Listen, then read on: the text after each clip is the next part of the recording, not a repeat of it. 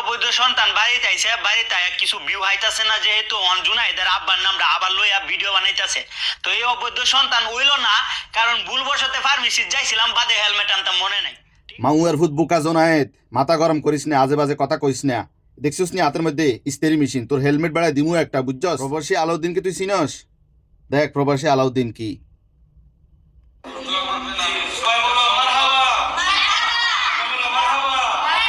আজকে থেকে তুমি কোরআন শরীফ সব লিখছো, হ্যাঁ? কোরআন শরীফ ধরার নিয়ম হলো পবিত্র অবস্থায় উজু করে কি করতে হবে? কোরআন শরীফ ধরতে হবে। আসসালামু আলাইকুম, কেমন আছেন সবাই? আশা করি ভালো আছেন। আলহামদুলিল্লাহ, আপনাদের দোয়ায় আমিও ভালো আছি। আজকে আমার সবচেয়ে খুশির দিন এবং আনন্দের দিন। আমার ছেলের জন্য সবাই দোয়া করবেন।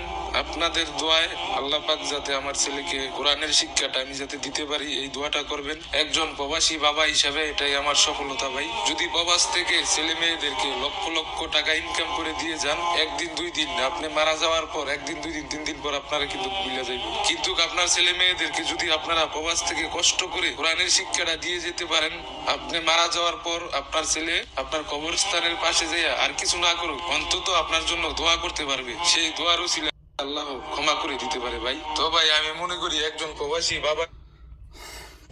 আলহামদুলিল্লাহ, আলহামদুলিল্লাহ। প্রিয় আলাউদ্দিন ভাই, আল্লাহ পাক আপনাকেও ক্ষমা করে দিক, সকল প্রবাসীদের মনের আশাকে এভাবে পূর্ণ করুক। আলহামদুলিল্লাহ। আপনার ছেলের জন্য দোয়া রইল, আপনার জন্য দোয়া রইল, আপনিও আমাদের জন্য দোয়া করবেন।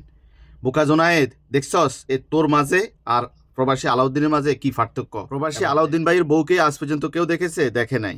কিন্তু তোর বউকে ফেসবুকে সবাই দেখেছে। এটাই হচ্ছে তোর আর আলাউদ্দিনের মধ্যে পার্থক্য। তো হিসাব নিকাশ করে একটু কথা বলিস, ওকে? বোকা মানুষ, বোকায় থাকিস, বেশি লাফাইস না। ইস্ত্রি মেশিন দেখাইছি না, ওইটা দিয়ে ওই যে হেলমেটের কথা বলছো, সেখানে জায়গা মতো লাগাইয়া দিমু।